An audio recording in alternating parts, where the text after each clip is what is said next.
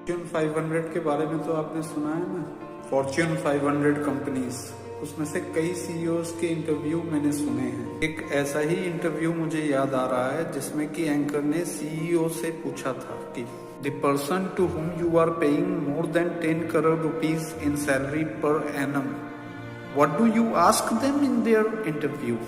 CEO ने जवाब दिया, this is the first time we have been asked this. कभी हमने ये नहीं सोचा था। उन्होंने बोला कि क्योंकि कई एग्जीक्यूटिव्स हैं, उनकी एनुअल तनख्वाह है 50 करोड़ 100 करोड़।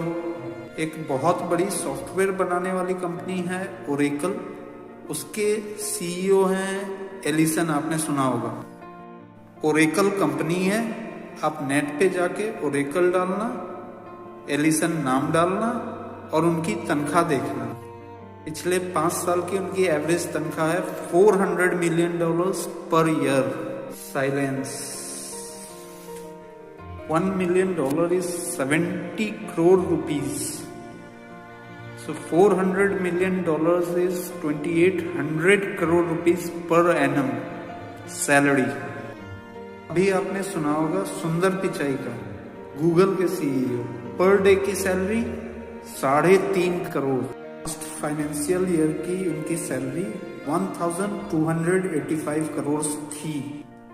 एंकर ने उनसे पूछा कि to those executives whom you pay more than 10 to 25 crore, उनसे आप इंटरव्यू में पूछते क्या हो, क्योंकि उनके पास डिग्रीज तो एक्स्ट्राऑर्डिनरी है।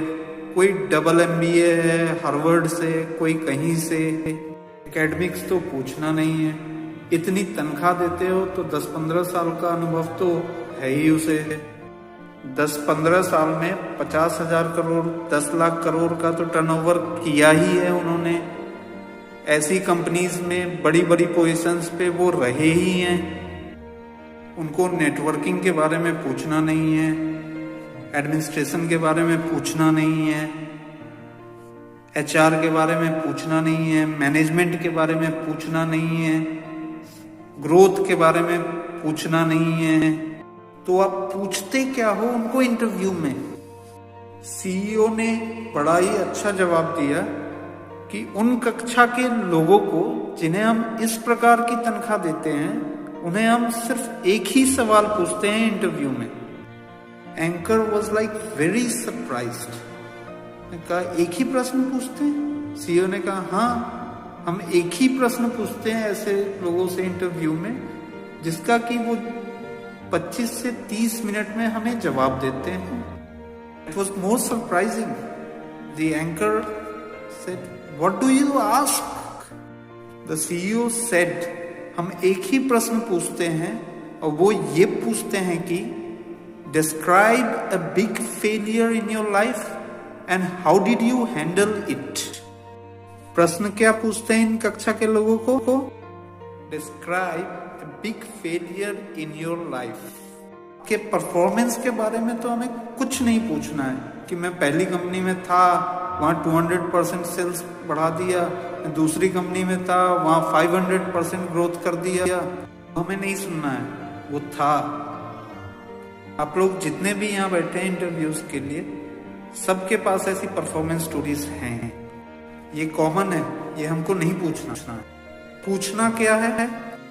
Describe a big failure of your life and how did you handle it. Simple. Performance से किसी के भी कैलिबर का टेस्टिंग नहीं होता है। वो तो चांस मिल जाता है और सही प्लेटफॉर्म मिल जाता है तो कोई भी कर सकता है। How did you handle failure? How did you handle a setback? How did you handle a fall in your life? That is important. अगर रूटीन में हमारी कंपनी चल रही होगी और हमने आपको हायर कर लिया और रूटीन में आप परफॉर्म कर ही लेंगे, लेकिन कंपनी में अगर बड़ी आफत आ गई तो आप क्या करोगे वो बताओ।